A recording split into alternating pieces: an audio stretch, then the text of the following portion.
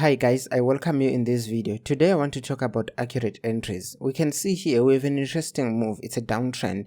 That's the first thing that you need to establish as a trader. It is the direction of the market. As you can see, I'm on the daily time frame, so that's my higher time frame. Remember the multi-time frame analysis principle that you need to have at least 3 time frames: a higher time frame, a medium time frame, and the smaller time frame. So in my case, I'm using the daily as my higher time frame, and then the 4-hour as my medium time frame, and then the 1 hour as my smaller time frame. However, you can shift this principle to suit your time frames. If maybe the 4-hour is your highest, then you're gonna drift down to say, okay, the 1 hour is my medium time frame, and then the 30-minute will be your smaller time frame, so on and so on. I hope this is making sense. So in the higher time frame, one thing that you need to establish, it is the direction and the key level of the price. So where the price is going and where is the price at the moment.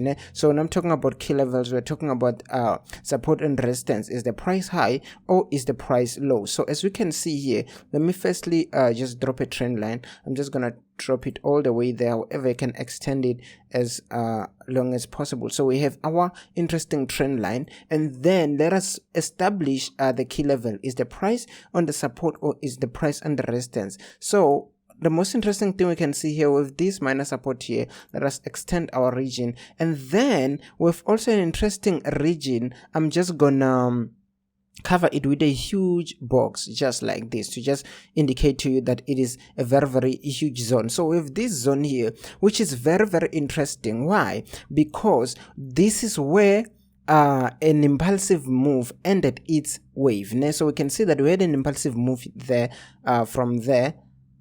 No, the arrow is pointing at the wrong direction. So with this impulsive move here, it ended there, making this level very significant. And not only that, we can see that the price or the sellers, again, there is a point in time where they resumed their move, or when they begin another move from that area. So it is a very significant area. And then as we can tell here, we can see that, okay, prices are a little bit lower. They are closer to this support level than they are to that resistance. So prices are a little bit lower, meaning it is very risky for us to say, okay, let us just open a selling trade right now, because it seems like the price is likely to continue to go a little bit higher. As we can tell, we can see through these lows which are getting a little bit higher and higher. So we're expecting the price to continue to say, okay, go up. They may be rejected in that area, as it is a very important level. So price might be rejected there and then go all the way down. So meaning,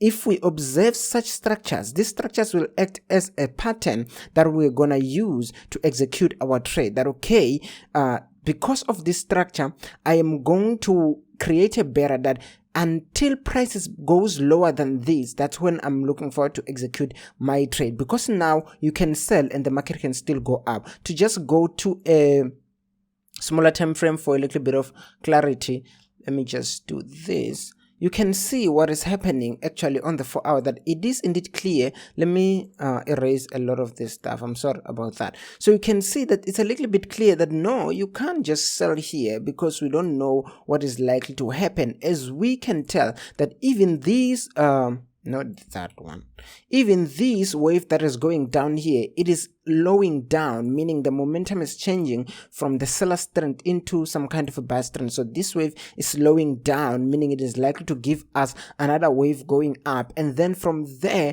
we'll have to wait for price to give us a sign. Where is the sign gonna come from? The sign might come around this area here. Maybe price is gonna start slowing down here.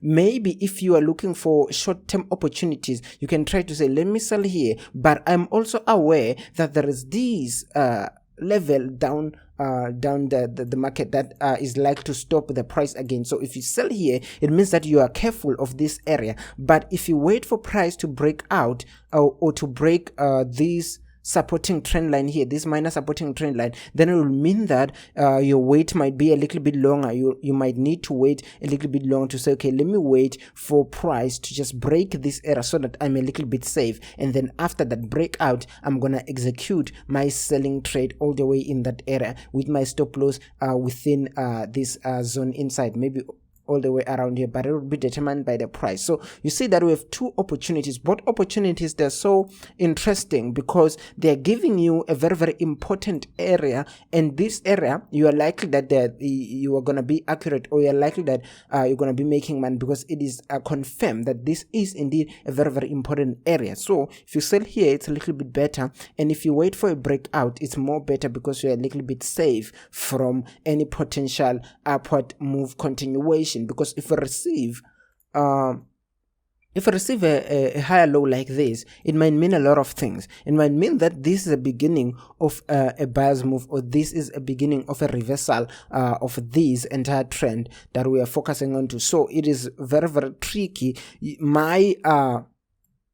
My escape is to always do what I just highlighted. If you sell there, make sure you do it for the short term, and then if the market breaks out, then we continue to focus on the long-term move of this entire trend that is going downward. So I hope this is making sense. I'm just gonna keep it short and leave it here. Thank you, guys.